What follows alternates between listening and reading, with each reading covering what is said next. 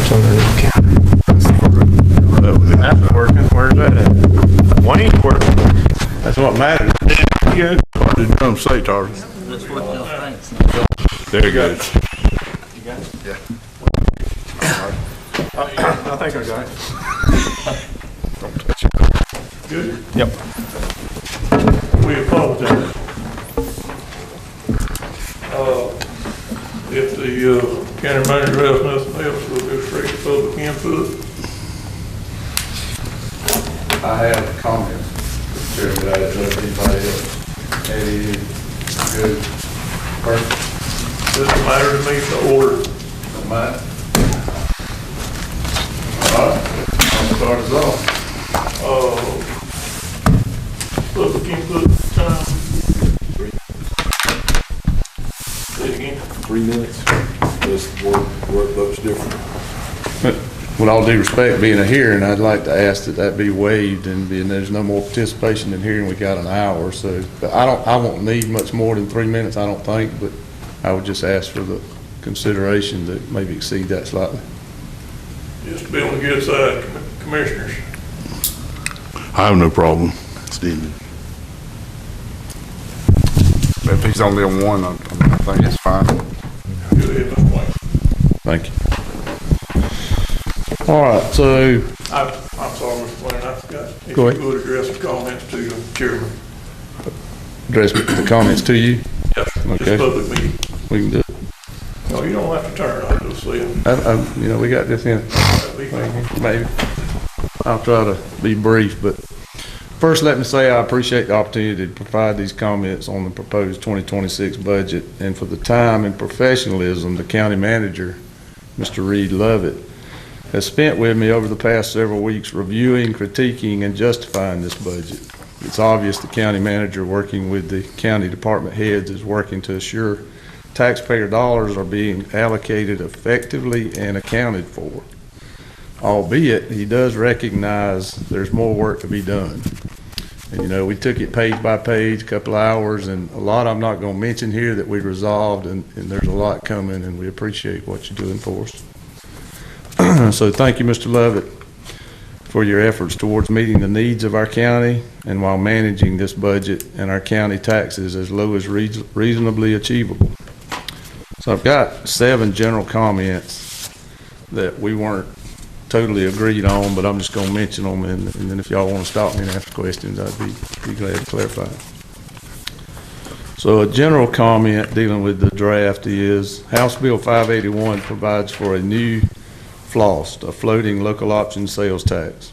I'd encourage the commissioners that now is the time for the commissioners to consider this option and hold public hearings to explore its pros and cons.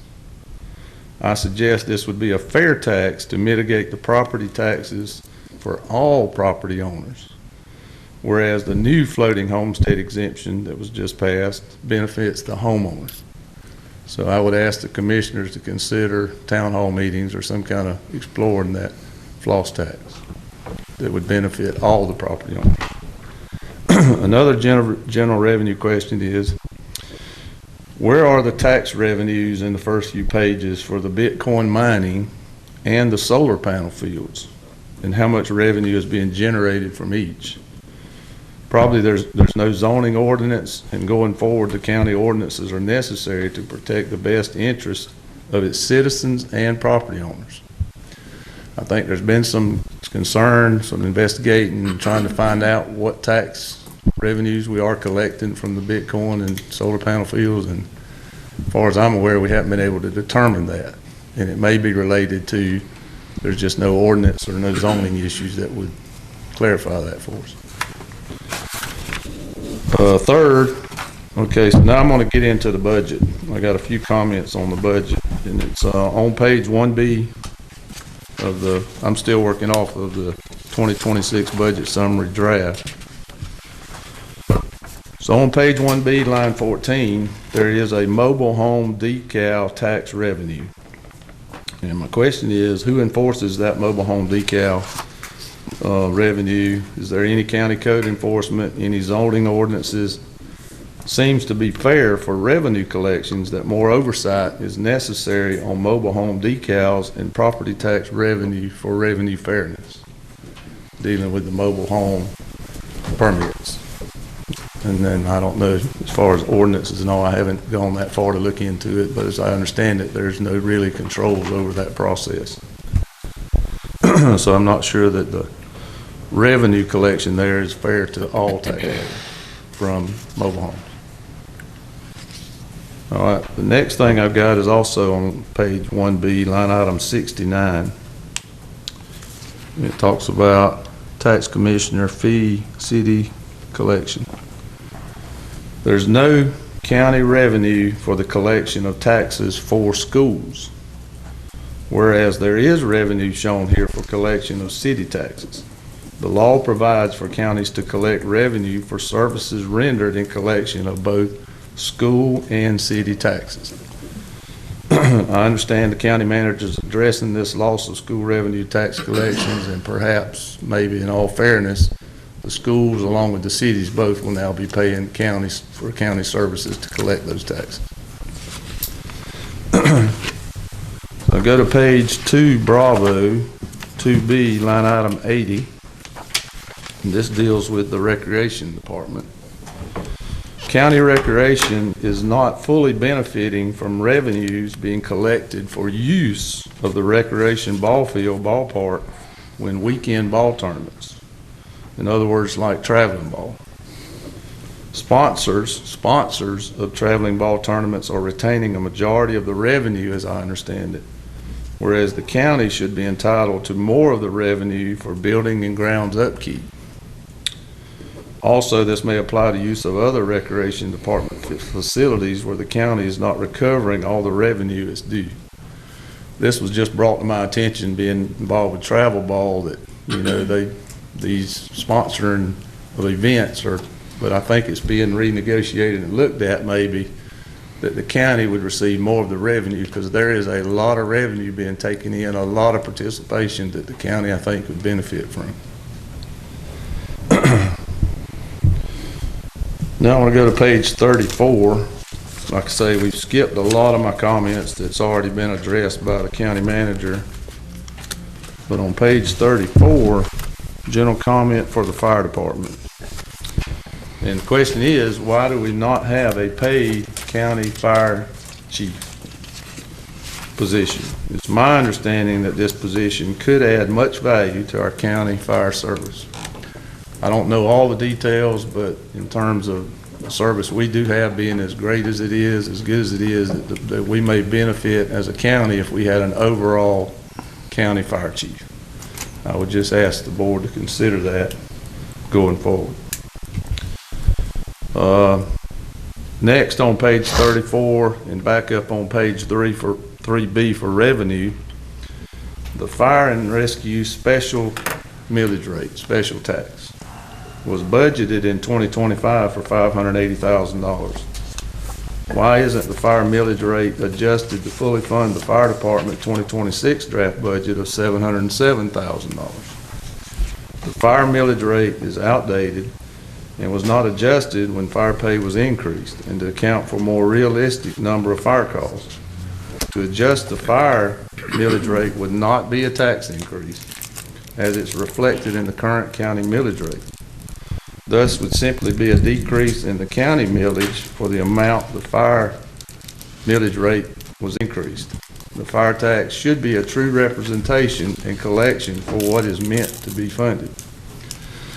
So I wrote this up on our last conversations with the county manager, but he's since told me that he's looked into this, and as I understand it, and he could add if he will, but the current fire millage rate, if you look at the projected tax digest that they based it on, is going to collect some $40,000 more in 2026 than is needed for the $700-something thousand fire budget. So if you look at the current 0.4, whatever it is, 0.47, in reality, if the projection of the new tax digest is true, which I suspect it may even be higher than what was anticipated, this budget will collect more money from the fire millage rates than is necessary to fund the fire budget.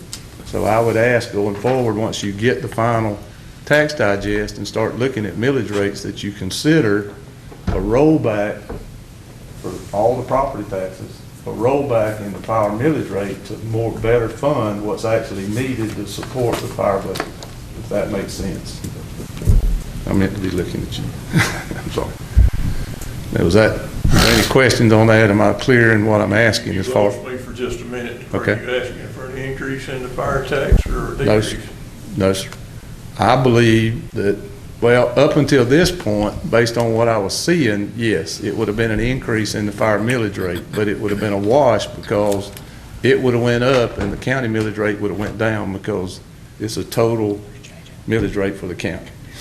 But what I'm hearing now is if you leave the fire millage rate where it is and you don't roll it back or increase it based on the new increased tax digest, it's actually, you do the math, it's gonna collect more than the 707,000 that's needed for the budget. So I would have thought that when you do the P21 form, it would have considered not only the rollback rate for the county millage, but it would also consider the rollback for the other millages such as the fire millage rate, but it doesn't. So unless you're aware of what's happening and you leave the fire millage where it is and the tax digest goes up so high, you're going to collect more money from the taxpayers than you need to support the fire budget. So there would be a potential now rollback in the fire tax because of the increased digest. So I guess now I'm asking for a potential rollback in the fire millage rate once y'all get the final digest.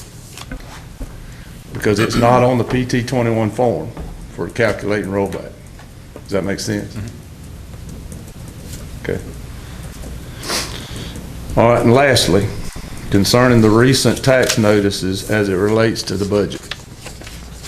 I recognize that the estimated rollback millage rate on the notice, on our forms on the bottom right, was not applied based on the Georgia Rule and Reg 560-11-258, the rollback millage rate when the digest value increases by reassessment, nor was that rollback in accordance with the PT 32.1 form for computation of the millage rate rollback. That is due to the delays in the completion of the county assessment and the final tax digest not having been submitted to the commissioners at the time the tax notices were required to be mailed out. The commissioners simply voted to accept, as I understand it, last year's millage rate. Estimated millage rate.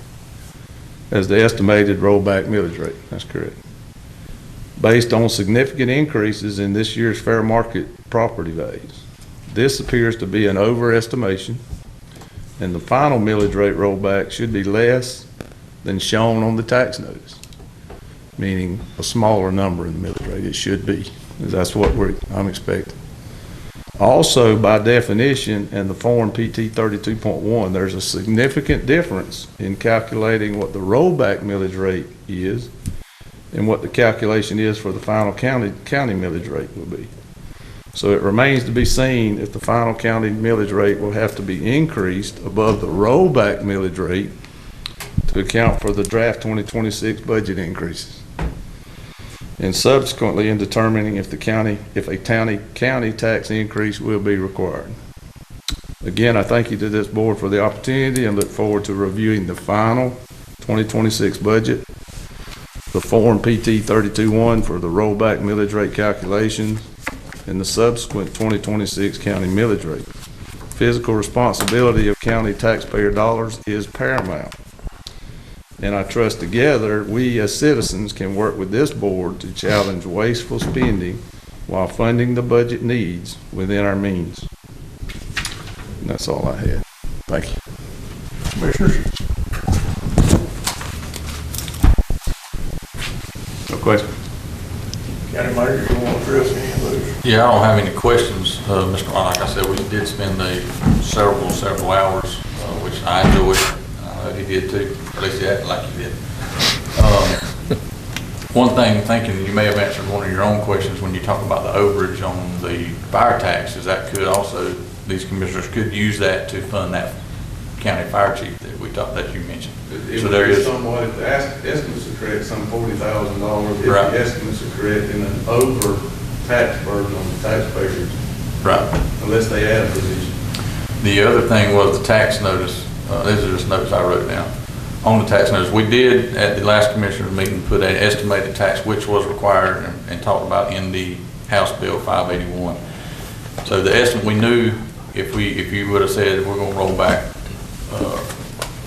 just say 1.5 mills, and we were wrong, we only roll back a mill, you would have to then hold 3 public hearings to go backwards to say you're raising taxes, even though you wouldn't be raising taxes.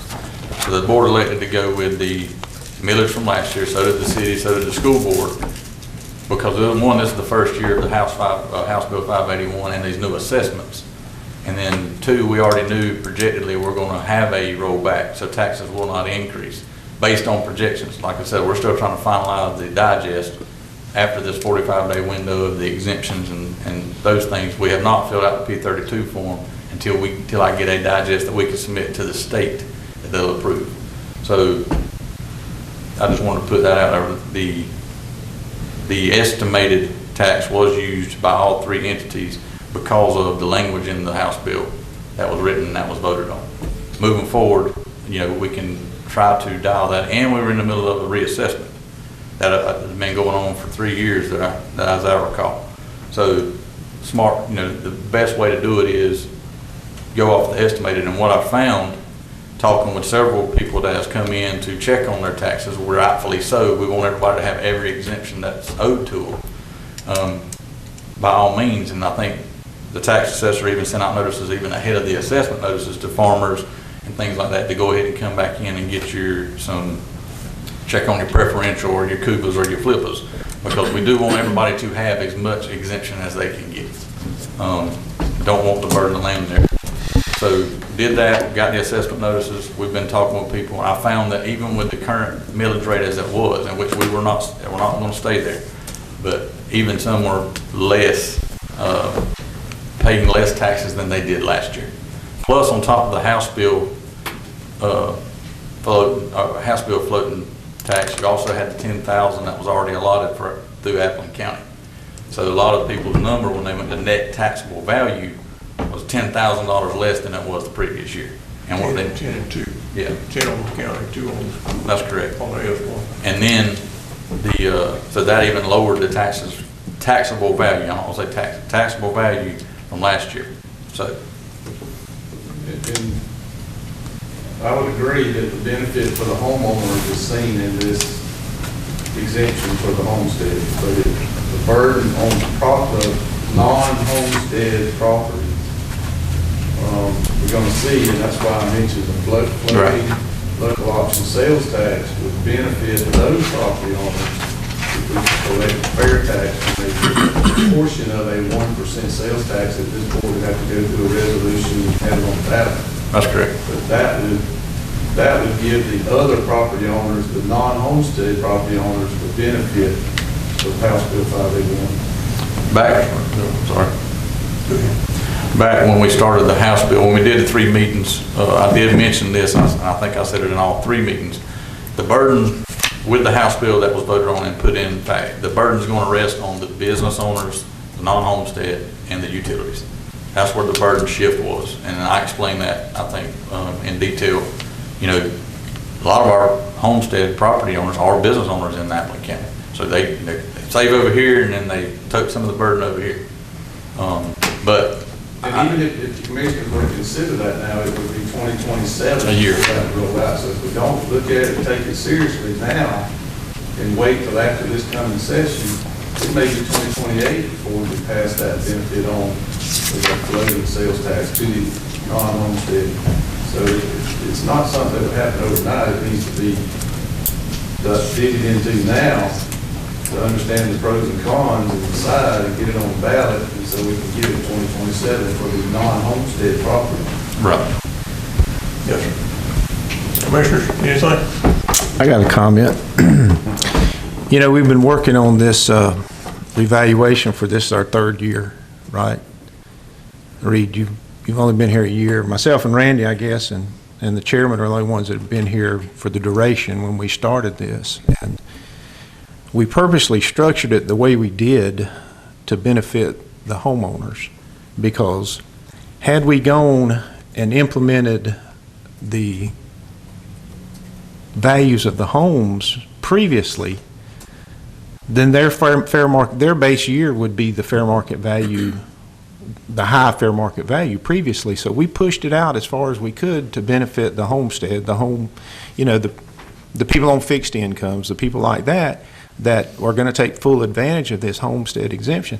Now, those people, since we delayed it till the third year, it made the base year 2024, which was the low value for their homes. So their assessed value increase can only go up for taxable purposes by whatever the consumer price index was for this year, which is less than 3%. So those people, their home value, assessed value, will only go up a minimum, roughly 3%. When we reduce, and the school system reduces the millage rate, the homeowners will actually, that have homestead on their homes, will actually pay less taxes than they did last year. So had we not delayed it as far as we could, had we done it in year 1 or 2, then those values would be through the roof and our homeowners would tremendously be suffering. So that's something that we purposely pushed off and did to benefit our peoples and their homes. So there's a lot of things to consider that we've been working through over the past years to make it the least effect on our taxpayers. And like Reed said, the commercial property businesses are going to, their share is going to be higher now. But they will recoup a lot of that because most of them have homes on the homestead side of it. So, this has been a process for 3 years now, and we're just about to the end of it. And I think when most people, and especially your large landowners, your farm, your timber people, through the exemptions, through the CUBA, the forest protection, those type programs, when they sign up for those, their taxes, I speak personally, mine, when I signed that up, my taxes came back within a few dollars of what they were previously. So it's very important that everybody get out there, sign up for everything that they're entitled to, come meet with Myrna, discuss it with her. Myrna's doing a great job as far as getting the information to the people and helping them look at their individual tax situation. We as a board have done it over the last 3 years, trying to make it the least, the least amount of hurt on our taxpayers. So here we are. And when you get your tax notices in, I guess it'll be December this year, won't it? Read a little bit later this year? Could be, yeah, potentially a little later because the state hasn't approved the digest. Because our digest hadn't been approved by the state. I think a lot of people will be surprised that they've seen all this stuff out there, all this misinformation out there, how, they're going to take mama's house and those kind of things, but that's not going to be the case. It's for your homestead people, they'll be pleasantly surprised. Did you have a date on receiving the digest and doing the calculation for the millage and then putting it in for the commission? When the notices went out, that started the 45-day clock to be able to appeal, sign up for the exemptions and things like that. Plus, it extended the homestead window. I'm going to give you a few facts, and you probably know this. I'll move out and talk about it. One, if they have not been homesteaded, you have to have owned that property in your name prior to January 1. But you can now, though, the window opened it back up, so that if you don't have homestead, you can apply now and get it, as long as you owned it in your name before January 1. Primary residence. Primary residence, yes, sir. Cannot be owned by LLC. But number two, I'm talking with a gentleman the other day, and I was showing him the same thing. He had been there in that house for 11 years and had never signed up for homestead. When we played with the numbers and I met with Myrna and we were talking about it, it reverted him back to the 24 value because of the house bill. After this year, and that window closes and you get back on schedule, it will revert to the new one, so that we've seen in the system, the way Wingap's set up. One thing I do want to make mention of is if the commissioners had not 3 years ago started the process, this house bill would have triggered you to do a reassessment. Now, it had been done in 1989. That was the last time it had been done. I'm not thinking about I will go and buy a house or I'll sell my property and they were able to assess it and adjust it as needed. What I'm getting at, 1989 was the last time these properties have been assessed. Now with the House bill, we are required by every piece of property has to be site seen and reassessed by the 3rd year. So it would have triggered the reassessment prior to y'all to doing that. And that's all I got on the taxes. And then the base year would have been the high fair market value, It right? would, because Yeah. they're 24, yes. But you expect to receive the new digest within days? So back to your question, the 45-day window come up, I'm sorry, I'll chase a rabbit in a minute. But the 45-day window, my projection is after that 45 days, and as long as we don't have the appeals do not exceed the 8% taxable value. Well, if it exceeds 8%, the state will not accept it. We have to go back and try to work through those appeals. And I do want to mention this on appeals, and maybe somebody might be mad with me. I agree with if your values are off, appeal. But if your values are not off, and if you're homesteaded, I think mine, for example, I would say mine is fair. I lived in my house and I bought it for what it was appraised at 5, 6, 7 years ago, maybe longer than that. I am getting older. But the new value is what it would sell for, pretty close. And so I'm okay with that being that way, because I know people are looking, oh, what's it assessed at? I don't think I need to appeal. But there's some, I've seen 1 or 2 that pay 0 taxes, but they want to appeal. I just want to make sure everybody knows what they're appealing. They're appealing the fair market value, not their taxes. And that's the key. Yep. Is you're not, when anybody that appeals, you're not appealing your taxes because you don't know what that is yet. You're appealing the value that they have on your property and not the net taxable value. Your net taxable value is based, especially homestead, is already set off your previous year. And you can't appeal the previous year. You're having to appeal your new value. And really and truly to a homestead person like myself, I'm sure you, Mr. Wayne, it don't matter what your value really says because your net taxable was less than last year. And I just want the clarity to be, you're appealing the value, not the taxes. I can talk about taxes all night. I'm going to want a clarification on something you just said, because I know a lot of happy people if what you said was true. If someone on their notice did not have an exemption, if you had an exemption, it locked in on last year's value. But you're telling me that they can go back and get an exemption now and it'll return to the last year's value? It will revert it to, if you signed, just say homestead, the exemption for homestead, if they signed up, the ones we put in the system, reverted it back to 24's digest value. We did 2 while we were there, because that's 2 that had not had homestead, but they have to have been primary resident of that house since January 1st. Gotta be in your name, gotta be your primary residence. Like this one, it was in his for 11 years. Our taxes were so low, and I thought a lot of people didn't have them on homestead because the taxes were so low, it wasn't a problem. I mean, they didn't think about it. But then when this triggered, it triggered a lot of people to come in, which is great. Well, and the homestead amount was small too. Right, So 10,000. 10,000 and, yeah. So, yes, but that has happened. That's what it gives it to in the system. It makes us revert it back. Okay. One thing, Mr. Wayne, another thing that you mentioned, and I believe you were talking about a full-time position on the firefighter side, or the fire department side in the county. We have, for some number of years, had 4 different firefighters serve as the position was called fire chief. They were never full-time. Correct? Isn't that right? Right, that's right, because I had it Four for, that I remember that have served, but they were not paid. So this would be a permanent position. Yes, sir. What I'm hearing is a permanent position that oversees all the county fire departments. It's a top head position that runs interferences for all the rural fire departments. It is a countywide fire chief. Yes, sir, I was just clarifying, you were talking about a full-time position. We've had people, but not full-time.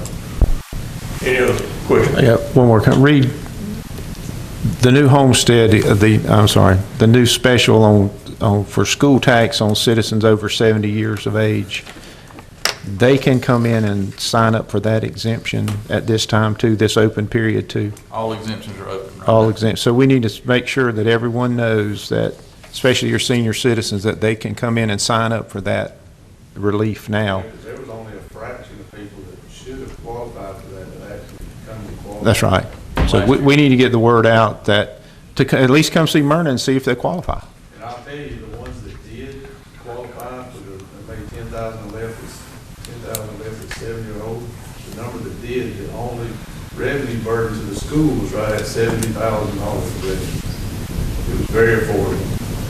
And if we give it to all of our 70-year-olds, it's not going to be much more than that would qualify. You know, I just want to make sure that they knew that for the homestead and for that school exemption, they can come in right now.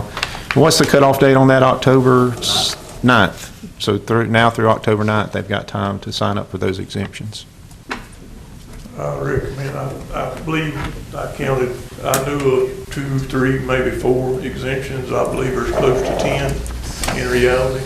That may be closer to 17. I've got a brochure here, brochure that's in our office, that is in our office. Some are disabled veterans and different things, but to the common person. The other thing I wanted to add that I found out, if you change your structure, and one gentleman that I ran into had a mobile home and built a house, his homestead exemption dropped because he changed the structure, so you need to go back and reapply for the new one. That was my understanding, if the structure changes. I ran into 2, and both of the people built new houses, and their homestead exemption dropped because it was no longer on the home that they had. So, please go by and check, and so everyone go by and check and see what's available to you. It's there and they'll help you. Call or come by. Absolutely. Next.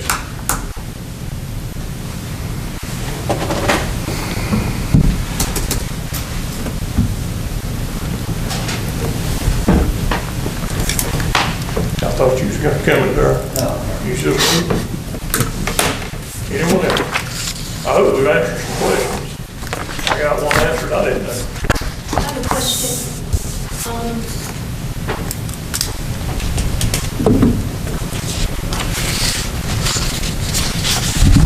On our tax bill, it says, all documents, records, and methods used to determine the current value of payable on request. How do we go about requesting how our taxable records have been done? For our, This came up the other day, and Wayne, you remember the details? I mean, other than the paper that I just received from the tax office that just was an overall how the state of Georgia did it, I was wondering specific to my home how it was. I'm sure if you asked about the tax assessor's office, they I did, gave you- and all they gave me was a general paper which explained how the state of Georgia, how we are required, how the county is required by the state of Georgia to do the taxes, not home specific, my home. Let me get it straight. So you want the formula behind? You know, what was done on my house. This is, your house was It's- built in X. This is many how square many feet, taxes. this much per square foot value, and Right, the right, that's what I'm multiplication. asking. These are the structures that we have Right. included in your taxable,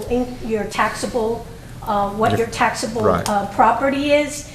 These are the things that you've built since the last time we did the taxes. That's what I'm asking. Have you been on Q Public and pulled your specific parcel?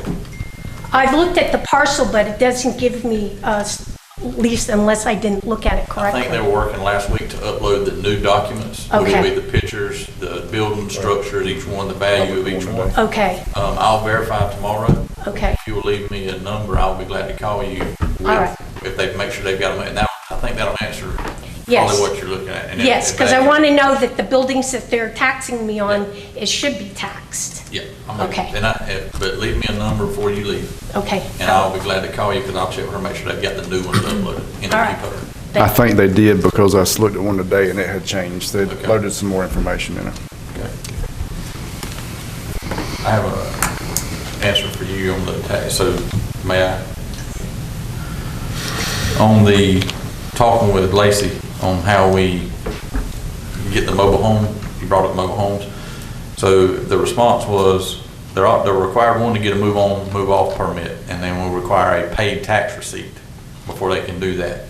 And then the other part was when the mobile home changes the title, when the title changes, it picks up in her system and and notifies her if mobile home taxes are paid for the title change, before the title change is handed. That's what, just give They you sent what. the yearly bill out for that sticker. Right. Yeah. Kind of like your car tag, they send a bill out each year, and I guess maybe Wayne's point is, do we follow up on the people that don't renew? And she It does. takes more manpower. Taxes and collections, I'm thinking is lacking. I think Actually, it's increased. We've increased the collections for back taxes this year. I verified that And yesterday. there actually is no ordinances, right, in the county for mobile homes, no zoning, nothing like that in the county. Not zoning, there's no land use or zoning in the county. There's no enforcement other than what they do through the commissioner's office and from the office as far as bills and bill collection. Correct. We don't have a code enforcement officer. So we don't know if all the mobile homes actually have a sticker on or not. It's been put there. Correct, and Lacey does do her right, but she's only one person. But to answer your question, we don't have code enforcement, was the other part of your question.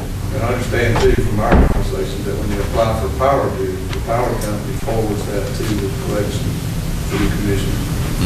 So that's an indirect way, but it's not something we own as the county. That's right. Right. there was a time when they had a part-time person, that's what he done. It was Mr. Rump. He went around and checked your stickers. This has been 8 or 10 years ago, but they did have that. That's in the past. I don't think they have it now, but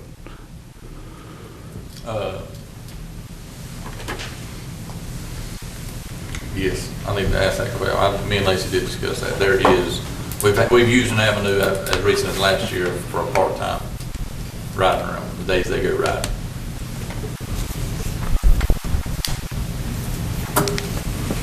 Anyone else? County manager's comments.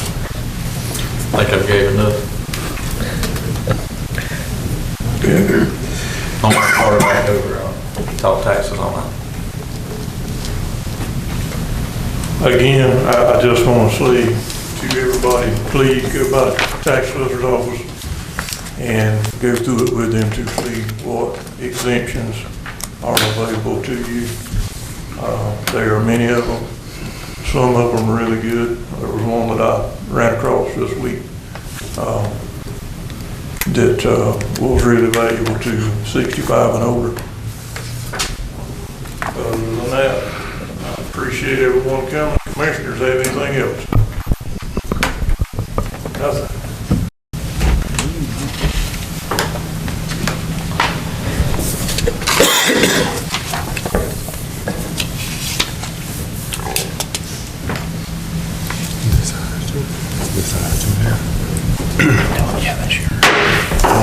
It is 5:30. I'll call our meeting to order at this time. We welcome all in attendance. Our invocation tonight will be given by our guest, Judge Stephen Kelly, and the pledge of allegiance will be led by Ricky Barnes. If you would, all rise. Let's bow our heads. Our gracious Heavenly Father, we just thank you for this lovely day. Father, I give you thanks today for these county commissioners and the folks here in Appling County that work in the county government that serve your people. Father, we ask you to bless them as they do this work in this county, Lord, and we pray that you bless this county. We ask this all in your name. Amen. Amen. I pledge allegiance to the flag of the United States of America and to the republic for which it stands, one nation, under God, indivisible, with liberty and justice for all.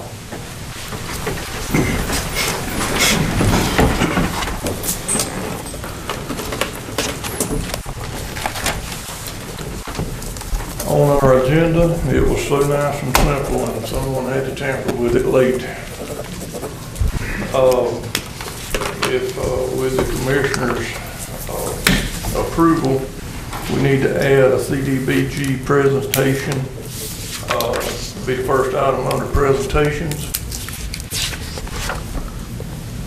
We need to, under new business items, item C will now be rec department and applicable in a letter of memorandum Memorandum of understanding. memorandum of understanding. They want to give us some money and we want to do it properly. And we also, item D will be set meeting to approve budget, which we have not done yet. Any other changes, commissioners?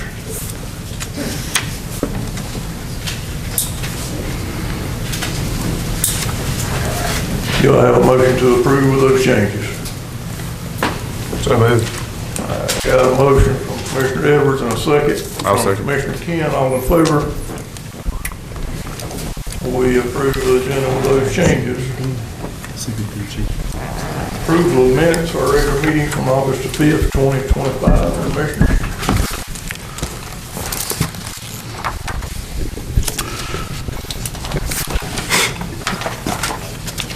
Mr. Chairman, I'll make a motion that we accept the meeting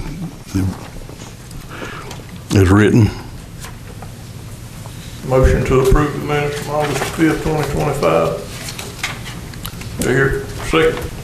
Commissioner Jones will second, all in favor? Unanimous. Under presentation, CDBG grant presentation. Yes.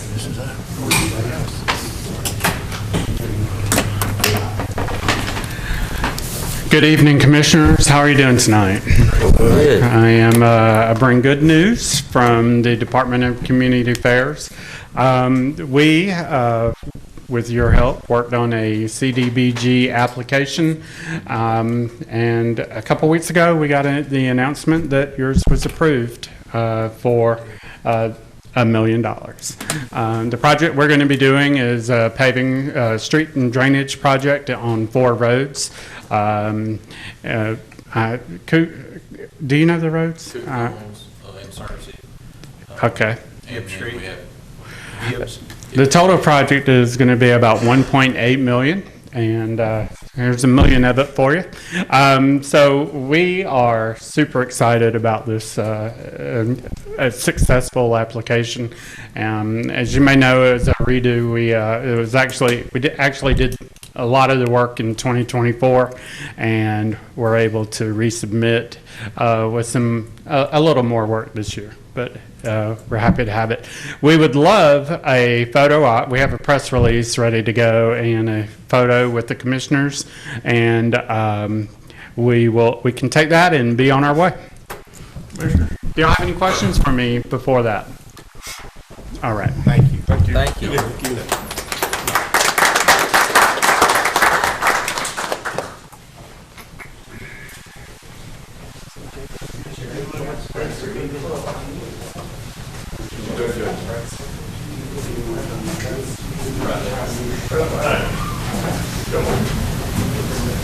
Who wants to sit here? You want to sit with me and I'll sit? Sure, why not? Y'all come on in. Get close. One of our new commissioners.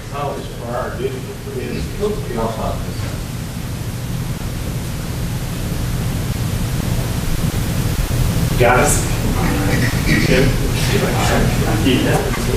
Appreciate y'all very much. So now the real work starts, right? All the paperwork to accept the grant, and we'll get that going real shortly. Thank y'all. Thank y'all.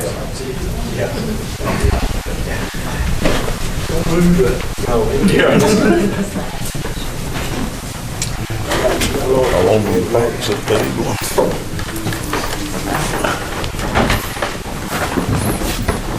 Next item, Honorable Judge Stephen Kelly. I'm not sure if following somebody's giving you $1 million, that's kind of a. What you got for We was hoping you had 2 million. Top precedent?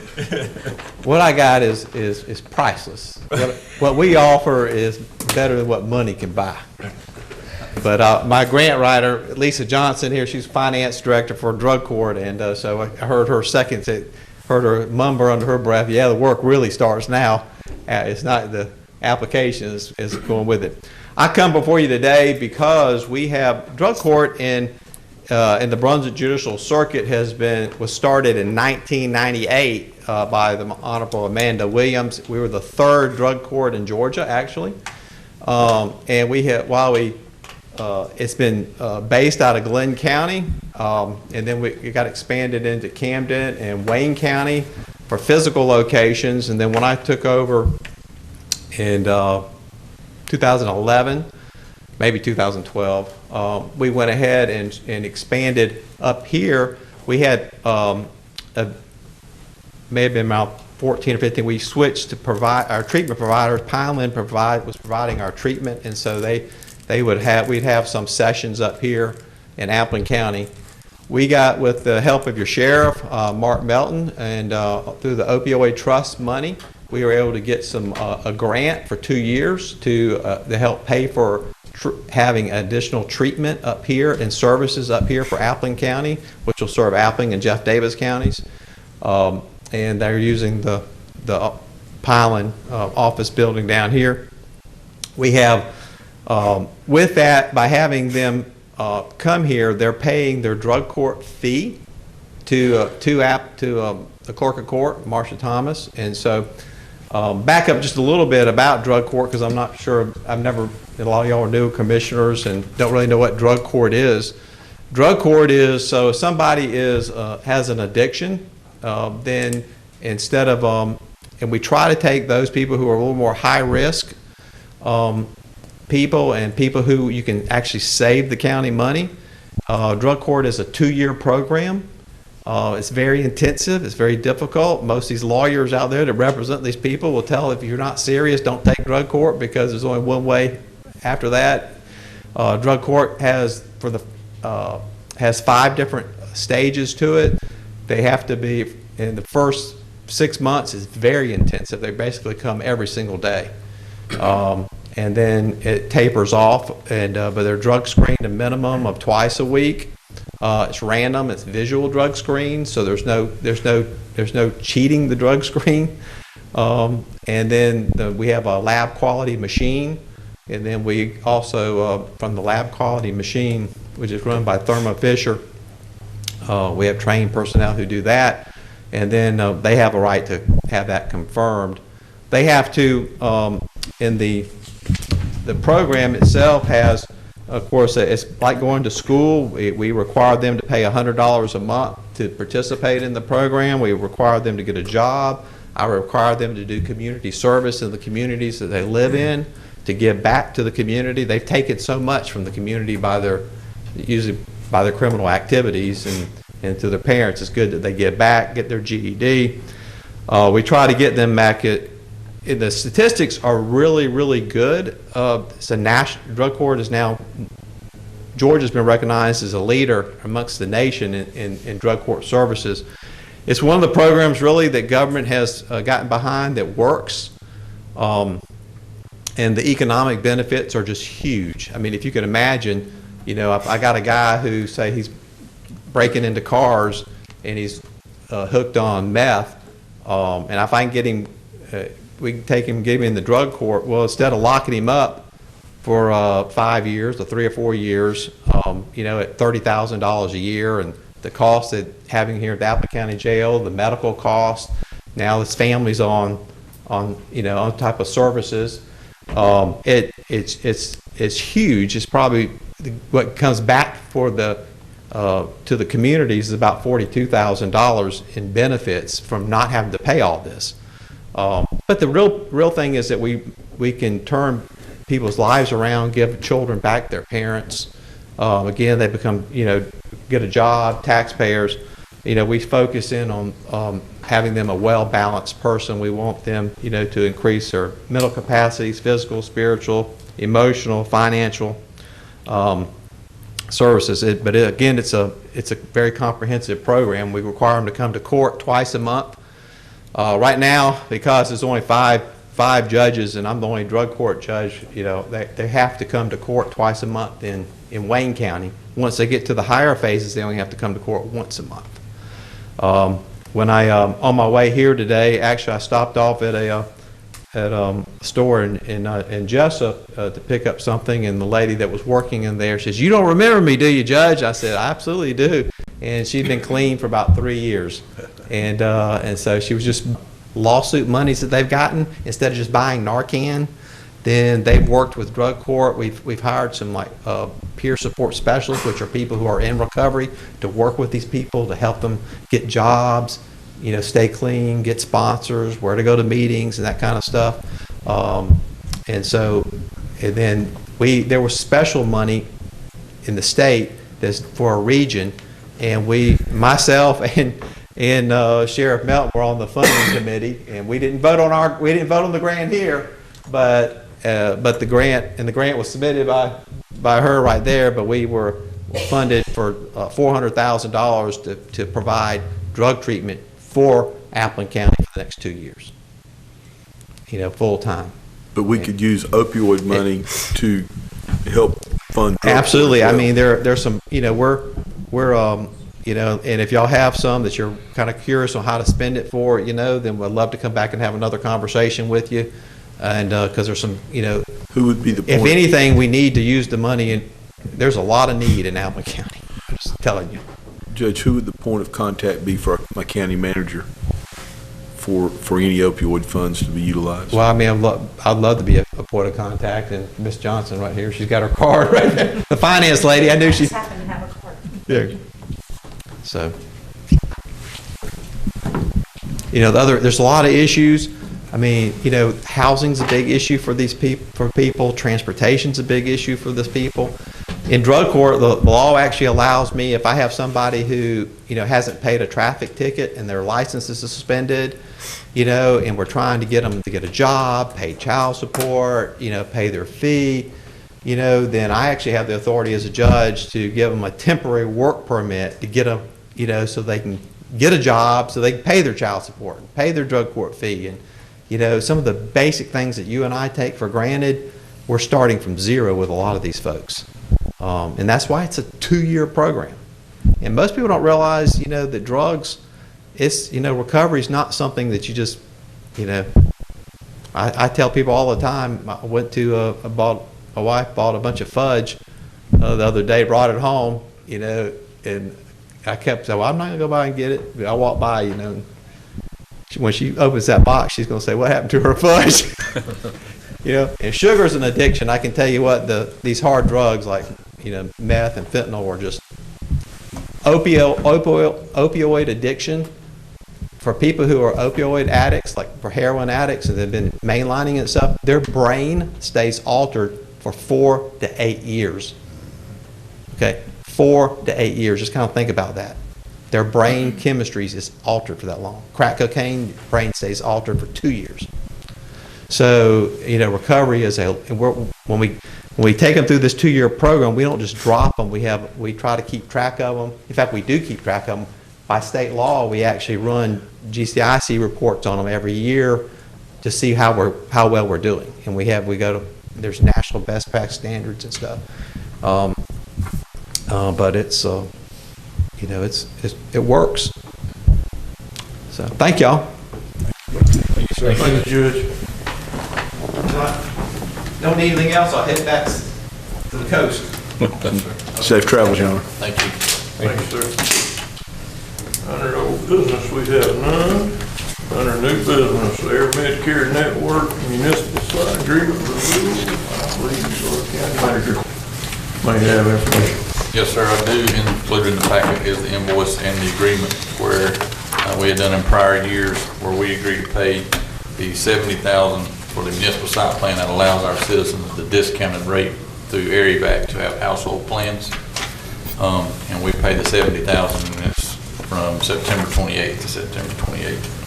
And so my recommendation is to renew. I did some calculations and I've had some conversation, somebody called me wanting to sign up for it recently. We're buying the discount rate for our citizens. I think it'll save each household about $44 with the rate difference. And also when they buy the plan, it's not that they have to be in Appleton County. So if they don't sign up, if something happens, they have to be flew out from Appleton County. But if they do buy under our discounted rate and they do buy the plan, and it can be if they were in Wayne County or Bacon County or something happened while they're on a road trip in Florida or, you know, anywhere. That's kind of what we're buying up for our citizens. I'd like to comment on this too, Mr. Levitt. Last year when they were here, I was hoping they was going to be here tonight. There's an old saying, there's sales and then there's service. Now, my understanding when they was here last year with the sales was if you live in Appleton County and the county pays this and you fly out of Appleton County, it was covered. And most people thought that. I did. But what we got to be aware of, and that's where you're going to need this additional coverage. If you fly out of Appleton County and you're, quote, what they call uninsured, they say they're going to be the Medicare rate. Now, I was hoping somebody would be here that could tell me what the Medicare rate was, but it ain't a free flight. You get a cut. But I'll give that my son-in-law, he got bit by a rattlesnake. They flew him out, and he's billed $80,000. And of course, some I think is negotiated down, but nevertheless, what I want the citizens to be aware of, that this is not a free flight. What we pay, as Mr. Levitt said, it's a reduced rate. You have to buy the additional coverage to get the free flight out. And so, and like I said, and I including myself, I was under the impression that the county paid this. You lived in the county, you flew out of here, then it was covered, but that's not everything. There is, you will be billed if you don't have some sort of insurance to pay the rest of it. So I just want people to be that's my public service announcement. I want people to be aware of what it actually is. Or the other sales, this is the service part of it, when you read the contract. That's all I got to say. Thanks, sir. How and where do you go to buy as a citizen the additional coverage? When you go, you got it? Go ahead. When you go online, it will know that you live in Appleton County, and it's going to put that deduction on there. He's saying we can go buy additional coverage to get the more. Right. 100% free fly or whatever. Right. Where do we go to buy that or see what that additional coverage is and how we first? Through the AirMed. Medicare. When you call them, they'll know you're here and that this is signed. I've been buying mine for several years, but I talked to people that didn't know anything about it, so kind of need to get it out there to the public. Standard annual rate is $55. $55 covers your whole family, everybody in your household. So if we were on vacation off somewhere and we got in a wreck and they had to fly us out, then you covered. But if not, you're gonna pay a lot of money. So it's worth that $55. A senior is $45, senior rate. So we just need to get it out there to the public, and a lot of this stuff, if we had the app, we talked about, we approved, we might could get stuff like this, announcements out a little bit better to our community. Is something that can be put on the commissioner's website? Could be. But how many people go on there and look at it? But, I would go there, just like I say, get it out, social media is available. yeah, social media, probably most people look at it more than anything, really. They need to contact Medicare So, Mr. Wayne, I went on individual. online and went to the AirMed, and then when you have to put your address in there, and so that's how it triggers that we have this agreement, because it'll offer you plans and it's the reduced rate. So if I lived in Bacon County, for example, the rates were, and what standard rate would be $99 and the senior rate $79. So the two stipulations when we pay this and nobody signs up is, one, it has to be a transport from Appleton County, nowhere else, and two, if you are covered, and like Commissioner Seller said, you'll be billed uninsured, you'll be billed at a Medicare allowable rate. So, but if you go online and purchase the additional insurance that is offered at this reduced rate, then you're covered anywhere, like Commissioner Barnes was saying. But you go online and they use your address. After you sign up that first year, I've they've contacted me. They've either sent me an email or they called me on the phone, and I would just sign back up for it. It was real easy. I had a friend that flew with Air Evac for several years. I think he said the charge is approximately $50,000 a flight. And I'm sure there may be some mileage or something like that, but, two that ought to know, I'm gonna guess we probably fly an average 2 a day. Yeah, on average, 2 a day. That That $50,000 you're talking about, that is just as a flight. That ain't counting the medicine or whatever they use on the flight, that is just a flight. Yeah, and we're paying $70,000 for this for a year. I mean, it's, like Commissioner Sutter said, that was something that was in the fine print. We found out later on that if you were not insured, you would be billed at the Medicare rate. We had been told previously they would pay it. That was fine print. We found that out, but still, I believe it's still a good deal. It's still great for the citizens of Athens County. Yeah, because don't get me wrong, I'm not saying it's not worth it. What I'm saying, I want people to be aware that they need the additional coverage, not be under the false illusion that if you flew out of here, it's not going to cost anything. It is. And I just want people to be aware of it. Commissioners? I just think it's a good service we provided to the citizens of our counties for the last several years. And like they say, if you will go ahead and pay the additional fee, you're covered anywhere in the United States. So you never know when that time's going to come that you need it. So it's excellent. It's an excellent service for our people. Do your motion. I'll make a motion that we approve that. I second. Commissioner Edwards, and I have a second from Commissioner Sutters. All in favor? We are back with Air Medicare from you. Thank y'all. Item B, TIA bid award, Silver Church, 10 Mile Road, County Manager.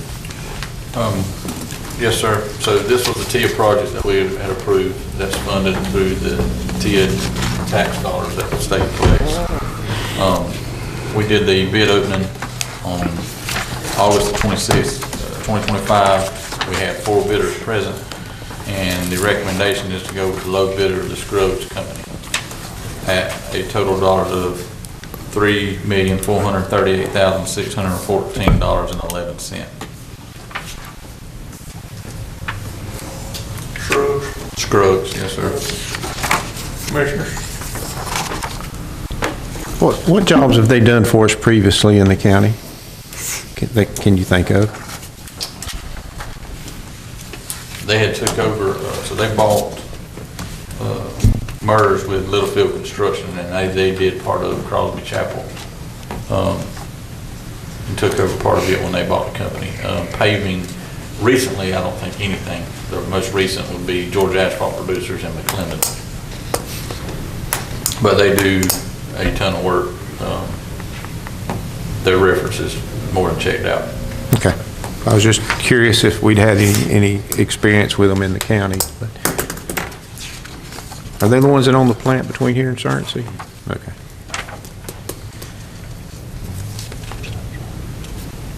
And what's the phase 2 of 10 Mile? Can you give a description of what's covered under that? So it'd be from the last paving joint all the way back around to 144. Just past the landfill. Yeah, just past the landfill. Just past the landfill all the way. Starts there. And goes, yes, sir.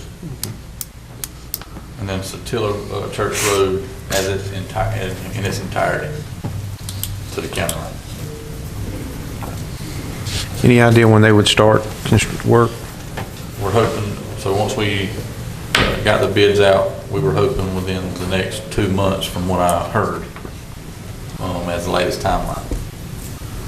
The money's already allocated. This will be funded straight through them. I told them we want to do, we were not going to do reimbursement. We're going to let them pay it down.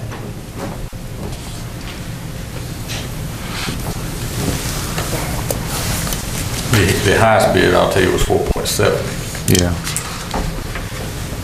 But you had the bid tabs in your package.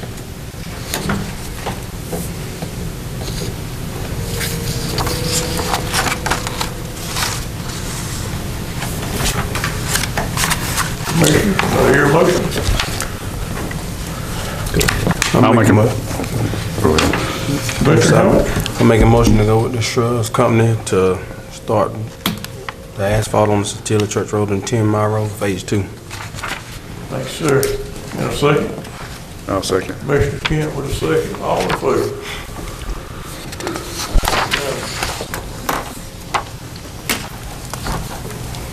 Next item, Rec Department, Appleton Bullpen, memorandum, and our legal counsel is going to explain that. The Bullpen Booster Club for the Appleton County Swim Teams has offered to pay $7,723.25 toward the purchase of electronic touchpads, which will be installed at the Appleton County Aquatic Center. Timmy can explain more about that, but from what I understand, it's when you're swimming, when you reach the other side, to make sure you got there first, there's a pad that you're supposed to touch so that you can see who's first, second, third, or whatever. In addition, they're prepared to relinquish ownership of an SST timing system, which is includes a timing console, starter kit, lane harness, and waterproof buttons and accessories, and it's currently being utilized by all the swimming folks. But the Bullpen boosters have it, so they're willing to relinquish that as well as give us a cash donation, which the total cost of the complete timing set SST system is $21,688, but I understand we have the other funds in the budget to pay for that, so they're just giving that. Before any private entity can donate equipment or money, the board has to vote to accept that. There is no benefit for them. They're not a 501c3 corporation. There's no tax benefit in doing this. They are simply in the goodness of their heart want to turn it over to us, and then we would be responsible for the maintenance, repairs. It'll be our equipment. Am I correct, Timmy? Have I left anything out? So before Timmy can accept this, the commission has to have a vote on allowing Leslie or Reed, either one, to sign what would be a memorandum of understanding between us and the private group as far as keep having that donation for the cash and the equipment, and I'll encompass it all in one memorandum. Commissioner? How much are they asking for? They're not asking us for anything. They're donating $7,723.25 to the Appleton County Rec Department. That would be utilized towards the purchase of a $21,688 system that we're going to buy. So they're offering to pay basically a third of it, and then they're offering to give us $4,919 in existing equipment that would become Appleton County's Recreation Department. Of course, you know, there's no benefit for them other than we're taking it over, we're going to monitor it, we're going to use it. We've got the pool, all the schools use it, all the rec teams use it. They're just wanting to make the donation towards the purchase of the timing system and give us the equipment, but we can't take it unless you guys say we can. How much will we be obligated for? Is it already budgeted, or? We did that, it was like $9,046. Yeah. So part of that timing system is the part they're donating the equipment. So it was already been purchased by the boosters. And then the other, they're going to do a financial donation, take care of the rest. So what we would actually buy out of that $21,000 would be $9,000, which is currently in the budget. So it is budgeted? Yes, sir. Yes, sir. Okay. So you need a motion to accept the donation? Well, it's a motion to accept the donation, Commissioner, and the equipment, as well as allow Sign the MOU. either Reed, well, it's a memorandum of understanding, so Reed or Leslie can sign, whichever one y'all want. I don't know if I remember all that. I'm asking one of you commissioners, fine commissioners, to make a motion that we accept the donation of the equipment of $4,919, as well as the donation of the $7,723.25 donation, and allow Leslie to sign the memorandum of understanding that I'll prepare tomorrow. I'll make that motion. Is that Commissioner Edwards, you lean back? Yes, sir. I'll make that motion. Thank you for that motion. Do I hear a second? Second. Commissioner Sutter will second. All in favor? Unanimous.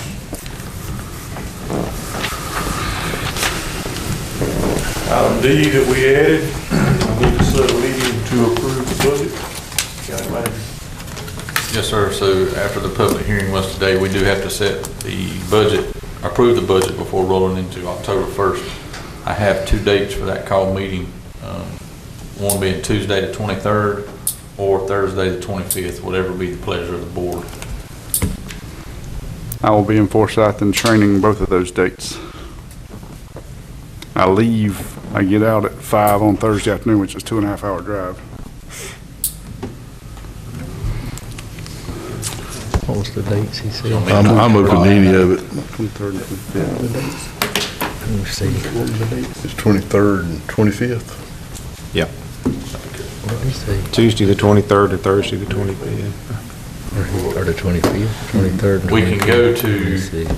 we can go, if ever all the commissioners can be present, we can go to the 29th. That's a Monday. September But 29th. we've got to get it before, and yeah, 29th, and then the 30th is the last day of the month. So, When will we have the school systems, their millage. their millage? Yeah. So we're not setting the millage at the September, it'll be October after we get through the appeals and we Okay. get that digest approved by the state. All right. Or the one that we can submit to the state for approval. So that'll be in October. Before mid-October, we'll set the millage so that we can collect taxes. I anticipate to have theirs at the same time, or I will be requesting it pretty hard. That's all. Any of them dates are fine with me. I like 29th. 29th, Monday, the 29th? I can be there. Make the 29th, Chad. I'll be back for that one. I need a motion for the 29th. Can have a school. I'll make a motion, we meet the 29th. Thank you, Commissioner Kent. At 5:30. A regular meeting. 29th at 5:30, Commissioner Kent on the motion. Yes. I'll second. And a second from Commissioner Edwards, all in favor? Unanimous. I mean, we could have met at 10 o'clock that Thursday. I'm just kidding. Department updates, do we have? Have a few, in part of your packet, I handed out the update from the Cooperative Extension Office. And then you have recreation. Tell me what sports are in full swing, football, soccer. And we've had an abundance, which I think I heard it last week, we had an abundance of soccer this year, one of our biggest years of soccer signups. Everything going smooth. Now that was, I don't know if you've seen that on Facebook, but the Amazing Athletes kickball. Yeah. I've heard a lot of comments from the public about us doing that, and I applaud you for getting that organized. Yeah, thank you. Road department, so we've actively been working on our regular routine stuff. We've been in District 4, we talked about we're gonna take districts and move around, but especially in the emergency items, we're going to still be taking those off our list. They've been doing an outstanding job and working through, we've had about a week of good weather. Prior to that was not so much. Every time, there was one we left the road that day, just finished building it up and it washed in the ditch that evening. So I do want to commend the guys. I don't want them to get frustrated that they'll go work for a day and then we had an evening shower and it all washed in the ditch. I do want to say, I've seen some pictures. They've been doing an outstanding job. They have been mowing on the south end of the county. Those roads had been neglected from the mower side, from the brush, the grow up of the brush. I have plenty of pictures of those I'll be glad to share with you. But now I've seen some other ones and they look fantastic. And the ones they've been ditching have been fantastic as well. So they're doing an outstanding job. We're moving over for special projects, what I say routine? Special projects into District 3. We're moving out of 4 into 3 and then we're rotating around. The special projects the routine, we're still doing our motor grading, not changing bush cutting. None of that's changing. That stays on its regular schedule. It's just the specialty items that we're trying to hit, building up on the road. We're doing that, trying to stay within districts. Did I cover it? I'm sorry. Anything you would like to add? Okay. That's all I got on department updates. At this time, we need to go into executive session for personnel, litigation, or real estate. I need a motion to close regular session and go into executive session. I'll make a motion to close the regular session and enter into executive session. Have a motion, do I hear a second? Second. Mr. Barnes, all in favor, executive session. Thank you, sir. We'll be back.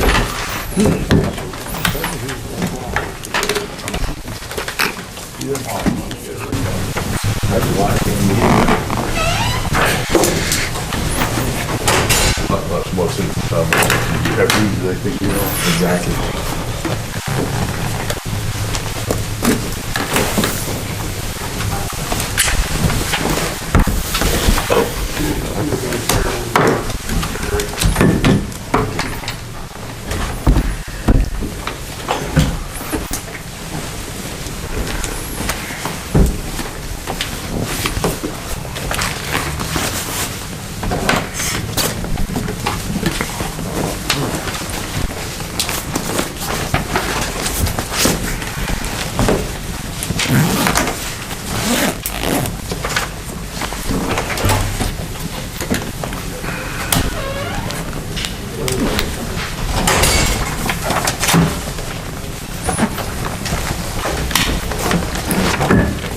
At this time, I need a motion to close the executive session and turn to regular session.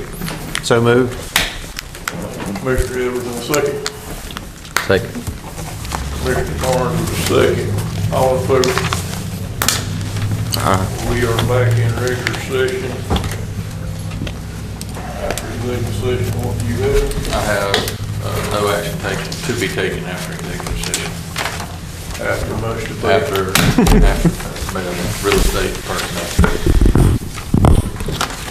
Public input, we don't have anyone. Got anybody report? Just a few items today with Darrell and the rest of EMA. We sat through what they call a HAB drill, which is we plant hatch. It's probably once in every 8 years. The hostile, basically some hostile tries to break into the nuclear plant, how we react, go through our processes and checklists and our policies. Sat through that today. That was good. It's a round table. All the agencies are there in the state. We do have a graded one coming up November the 5th, which will be evaluated.